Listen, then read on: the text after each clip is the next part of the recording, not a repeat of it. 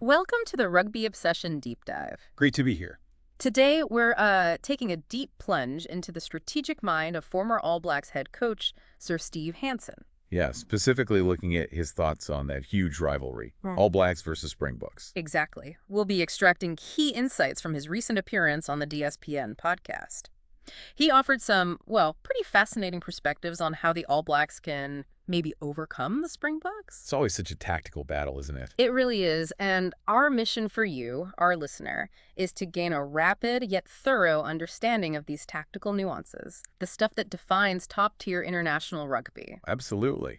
Oh, and before we jump in, make sure you subscribe to Rugby Obsession so you don't miss any of our deep dives into the world of rugby. Definitely do that, because what's so fascinating here is just the enduring intensity of this rivalry. Arguably one of the greatest in sports, really. And it often comes down to the smallest things, tiny tactical advantages. A coach's philosophy can, well, it can make all the difference. In Hansen's insights, they really cut right to the core of how these two giants clash. It's almost like a blueprint, not just for rugby, but, for any high-stakes competition. Okay, let's unpack this then. Let's set the stage for the upcoming Rugby Championship because it's already feeling pretty high stakes. It always is between these two. So South Africa, they're the reigning champs, right? They kick off their title defense next month. Back-to-back games against Australia. Yep. Johannesburg first, then Cape Town, high altitude, then sea level. That's a tough start. Meanwhile, New Zealand, their campaign begins with 2 straight matches against Argentina. Down in Argentina, too, Cordoba and Buenos Aires. So yeah, a demanding schedule right out of the gate for both teams really tests their early season form. And if we connect this to, the bigger picture, both teams have shown really strong recent form.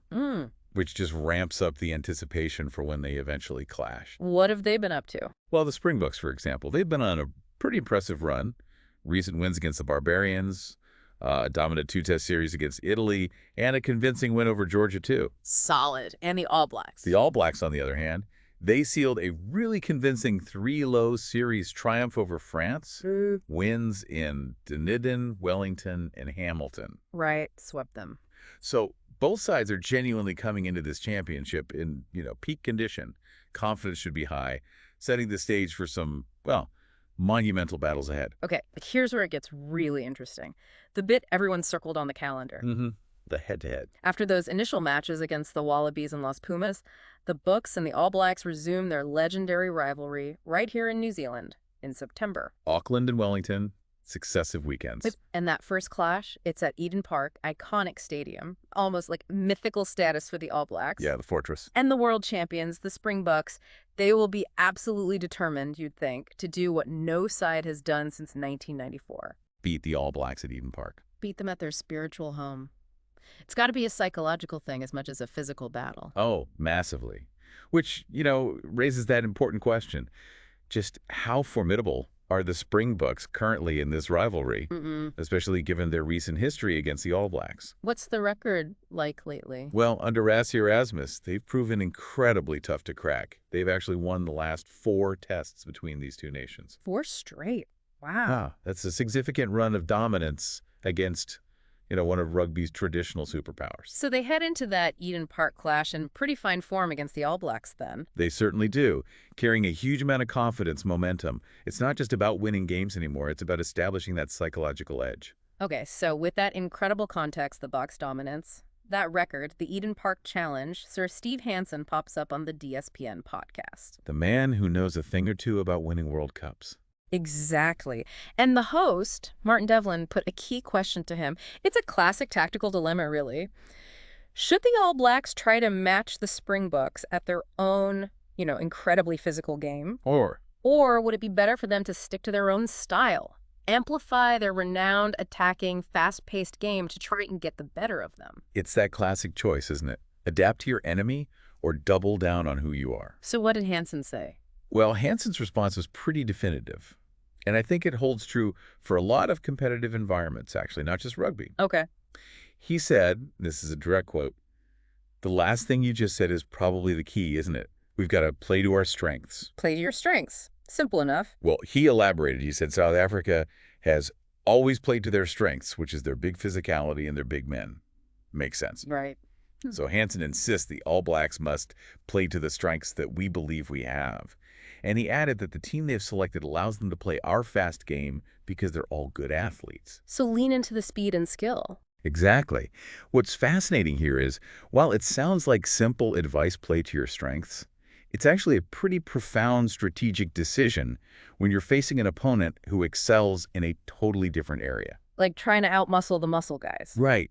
It's about leveraging what you do best rather than trying to, copy someone else's winning formula. That point about leveraging your own strengths, it seems fundamental, but maybe it gets overlooked when you face someone so dominant, so physically imposing like the Springboks. It can, yeah. Why is that such a crucial piece of advice? Why not try and meet their physicality head on? Just match them. Well, I think it's ultimately about control and identity. You probably can't win by trying to be something you're not, especially against a team that has basically perfected that specific style, like the Boks have with physicality. Hansen's insight isn't just about, individual talent. It's about the team's collective identity, the whole system built around it. So for the All Blacks, that means... It means doubling down on their traditional strengths. Their incredible speed, that attacking flair, the ball-handling skills, decision-making under pressure, fitness to play at pace for 80 minutes. Well, the hallmarks of their game. All areas where they're genuinely world-class. Trying to, say, outmuscle the Springboks in a set-piece battle, or just an arm wrestle up front for 80 minutes. You're playing their game. You're playing right into their hands. In any competitive field, business, even military tactics, understanding and amplifying your core competency is often way more effective than just reacting to a competitor's strength. It's about forcing the opponent to play your game. Right. Impose your strengths on them. Okay, that makes perfect sense. Yeah. Does Hansen add any, nuance to this, or is it just always about relentlessly pushing your own game plan, no matter what? No, he absolutely adds a crucial nuance. And I think this is vital for any strategic thinking. Yeah. It separates, true mastery from just sticking rigidly to a principle. Okay, what's the catch? He states, however, there's no right or wrong way to play, which is interesting. It comes down to who's allowed to play the way they want to play on the day. And the opposition have a big say in that. Ah, right. So the other team tries to stop you. Exactly. While you absolutely must play to your strengths, you also have to be acutely aware of the opponent's ability to disrupt your game plan. It's dynamic. It's not static, where you just execute your strategy in a vacuum.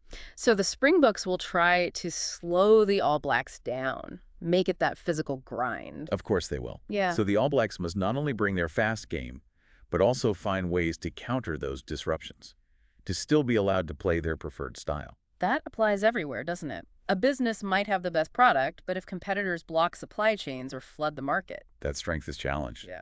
The battle isn't just about what you do well, but about ensuring you can actually do it. Fascinating. Okay, so the ideal is play to your strengths, but the reality is the opposition tries to stop you. So Martin Devlin then pressed Hansen on whether the Springboks, given their recent success, those 4 straight wins, are they actually beatable? Yeah, the million-dollar question. Especially with Eden Park looming. It's on every All Blacks fan's mind, I'm sure. Well, Hansen's reply was pretty confident. Exactly what you'd expect from a coach of his caliber, really. Someone who's faced the Dolts countless times. What did he say? Did he hesitate? No hesitation. Well, they've been beaten, so that tells you they're beatable. Simple as that. Fair point. And then he went on to explain one of the key pillars of the Springboks' current success, their unique bomb squad approach, their split bench strategy. Yes, the bomb squad. He noted, they roll the dice every time they go to their split bench, and they've got people they can cover in the back so they get multiple injuries, but they are rolling the dice, and so far they've got away with it. Rolling the dice. But it seems to work for them. So far, yeah. It's not just a quirky name. It's fundamental to how they manage players and impose their game over 80 minutes. Okay, and this bomb squad, it really defines their current game, doesn't it? For listeners who might not be, fully immersed in rugby tactics, can you break down what that actually means? Why does it give them such a unique, relentless advantage? It sounds like more than just fresh legs. Oh, absolutely. It's not just fresh legs. It's a strategic weapon, a calculated risk that has, frankly, paid off massively for them. How does it work? The bomb squad basically refers to their decision to load their bench with an unusually high number of forwards, often 6 forwards out of 8 reserves. 6 forwards, wow. Yeah, typically 2 2 specialist props, 2 hookers, 2 locks, or loose forwards. This allows them to effectively bring on almost a completely fresh pack, or at least a fresh tight 5 and more, around the 50 or 60-minute mark. So they just keep the pressure on. It maintains or even increases the intensity and physicality. In the scrum, at the breakdown, in the line-out, it means the opposition can't just try to outlast them physically, hoping the Bombs forwards tire in that last quarter. No, because a whole new wave is coming. Exactly. They have to find a way to break that pattern earlier, or be prepared for 80 minutes of pure attrition against this relentless wave of power. It's designed to just suffocate opponents, physically and mentally, never letting up. Okay, that makes perfect sense why it's so effective. It's like a sustained strategic battering ram. And Hansen pointed out that the Springboks have had some success with it. They believe in it and they trust it. Why is the belief, that trust in their system, such a massive part of their strength, maybe even more than just the physical players themselves? That belief and trust is absolutely critical because it allows them to execute such a high-risk, high-reward strategy without, hesitating. High risk because? Think about it. Putting 6 forwards on the bench means you're very light on backline cover. If you get a couple of injuries in the backs early on, you could be in real trouble. Serious trouble, potentially even down to 14 men. But the Springboks, especially under Erasmus, they've instilled such an unshakable belief in this system that they're willing to roll that dice every single game. So the players buy in completely. Totally. This trust means players buy into their roles, whether they start or come off the bench. They know exactly what's expected. And this conviction, it translates into incredible mental fortitude, unwavering discipline on the field. Right. When a team fundamentally believes their strategy will win, they play with a level of confidence and coherence that's just incredibly difficult to break down. It almost becomes a self-fulfilling prophecy of dominance. Okay, so if that belief, that trust, is so core to their game and it gives them such psychological and physical strength, what's Hansen's advice for actually beating them? How do you break through that conviction? Sounds like you need to win the mental game too. That's precisely it. Hansen gets right to the heart of it. To beat them, he says, you have to shake that trust a bit. Shake the trust. And challenge their thinking and challenge that space where they think they can dominate you physically. He does emphasize, though, you've got to front up. Right, you can't shy away from it. It doesn't matter who you play anyway in a test match. You've got to front up with numbers 1 to 8 and be prepared to be physical. And crucially, your backs have to be against South Africa as well. So it's not about avoiding the physicality, but confronting it with a purpose. How do you actually shake that trust on the field in practical terms? Well, you do it by not letting them establish their rhythm. If their strength is that set-piece dominance and those relentless carries, Smite them clean ball. deny them clean balls, speed up the game at the breakdown, don't give them easy penalties for scrums, attack spaces they don't expect. Play your game, the fast game. For the All Blacks, yeah. That means playing at a speed and with a level of accuracy and skill that maybe even the fresh bomb squad can't keep up with for sustained periods. Put pressure back on them. Exactly. Score early, put scoreboard pressure on them, make them feel like their system isn't delivering the expected results this time. If they're used to dominating the physical battle and you manage to withstand it, or even, turn it around in key moments. That's when the doubt creeps in. That's when that trust starts to waver, potentially. It's about showing them that their perceived invincibility is not, in fact, invincible. And Hansen concludes with confidence in the All Blacks. He says the All Blacks are more than capable of doing that, as are many other teams. Implying it's not impossible, just a tough strategic challenge. Precisely. That's a really profound strategic insight from Hansen. Meet their power, yes, but the ultimate goal is to break their belief in their own system. Wow. If you're enjoying this Rugby Obsession deep dive and want more insights and analysis like this, just a reminder to subscribe to Rugby Obsession wherever you get your podcasts. You really won't want to miss our future deep dives. And this whole discussion, it raises an important question for you, our listener, doesn't it? How do teams, or even individuals in any competitive field, balance their inherent strengths with that need to disrupt an opponent's perceived dominance? Hansen's advice: it isn't just about rugby. It really is about challenging established power dynamics. In business, for instance, if a competitor relies heavily on a specific supply chain or a particular distribution model, how do you shake their trust in that system? Find the pressure points in their core strategy. Yeah, not just the surface-level tactics. Where are they maybe over-reliant? So what stands out to you about Hansen's strategic approach?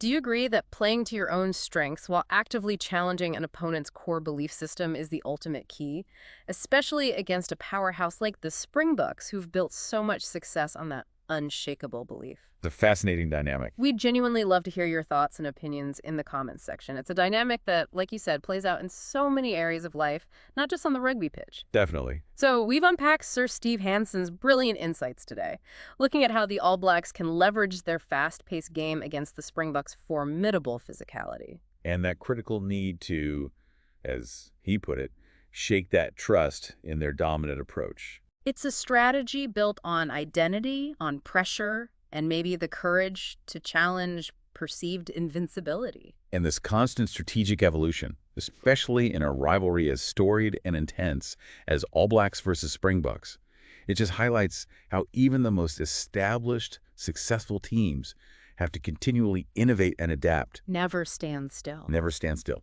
And it leaves us wondering, how might other teams, or even individuals facing their own unique challenges, apply Hansen's shake that trust principle to their own situations, on or off the field? Yeah. Where is the perceived dominance in your own challenges, and how could you strategically disrupt it? Something to think about. Food for thought. Thank you so much for joining us on this Rugby Obsession deep dive. Make sure you're subscribed to Rugby Obsession so you don't miss our next episode, where we'll unpack even more fascinating insights from the world of sport and beyond. We'll look forward to you listening. We'll look forward to you listening to our next episode.